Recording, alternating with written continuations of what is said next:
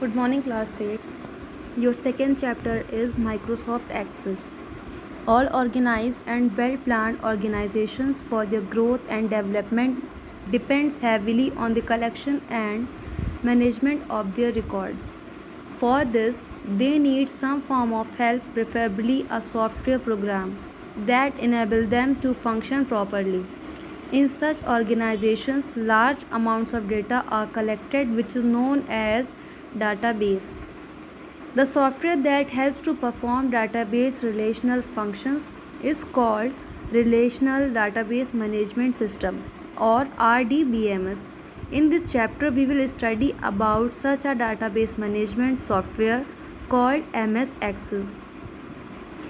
We will study about the salient features of MS Access, and we will also look at the actions most likely to be taken first in MS Access.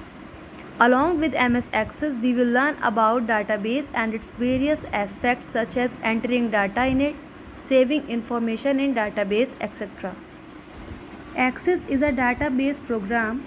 Technically, Access is what's known as Relational Database Management System or RDBMS for short. Now students, see how to open an MS Access. So to open the MS Access, just follow the given steps. Step 1. Click on Start button on taskbar. Step 2. Point on All Programs. Then click on Microsoft Office. Step 4. Click on Microsoft Office Access 2003. Now see the components of database. You know that a database is a collection of related information. In it, the information is represented in a tabular format so that any specific piece of information can be accessed if a reference point is known. As MS Access is a popular database software, so in this section we will look at the objects that Access uses for storing and manipulating the information. Managing our database. Your primary navigation tool in Access is the database window. The tabs of the database window give you access to each of the objects contained in the current database: tables, queries, forms, reports, macros, and modules. In the following sections, we will look at what these objects are and what they do. Now see the tables. Access stores information in tables consisting of rows and columns. There are two views for working with tables and you toggle between them using the view button. Now see what is query. A query in Access is a way of getting at the information stored in a database. You specify the criteria for the information you want to see and ask Access to retrieve it.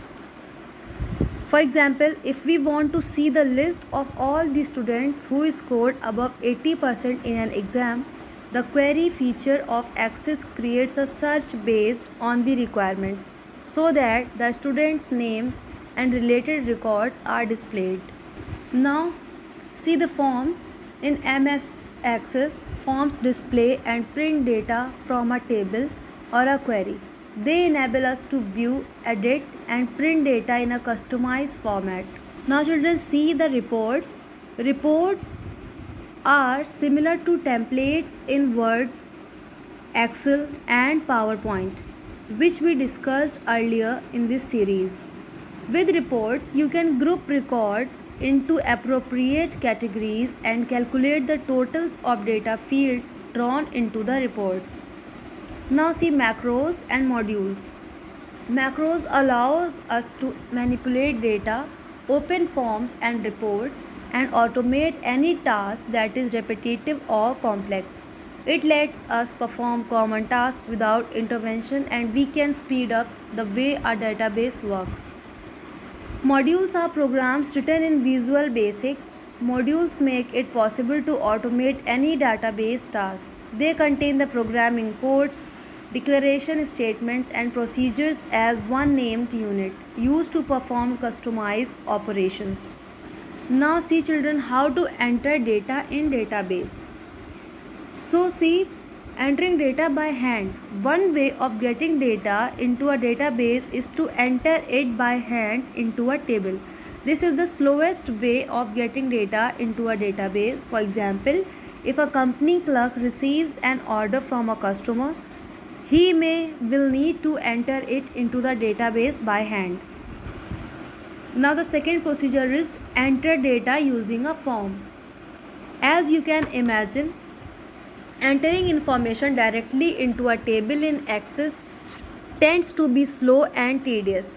However, you can speed things up greatly by entering data into a form that quickly gives you access to the parts of the table you want to reach without bothering about the ones you don't.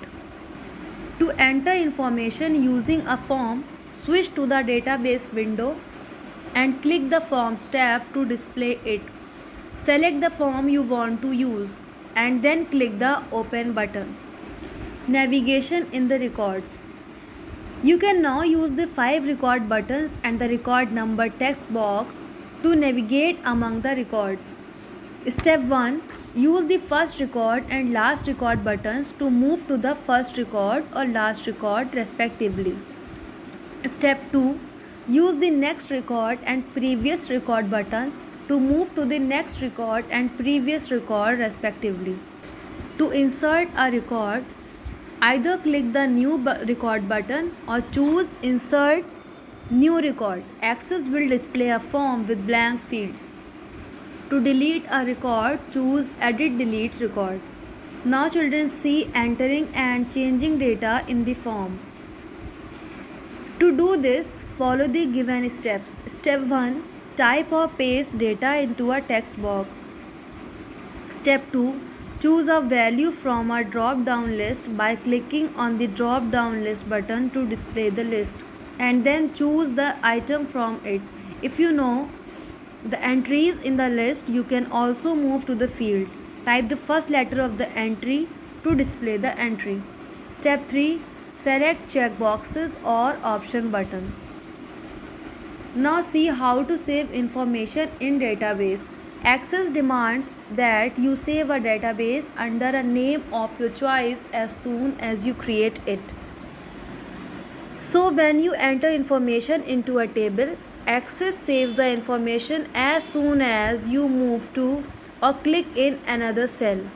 You do not need to save the data explicitly, and when you exit Access, the program will automatically save the changes you have made to the data. As with the other Office applications, you can save a copy of an Access database under a different name by using the File Save As command. Closing a database and existing Access. You can close a database by clicking the Close button on the database window or by opening another database.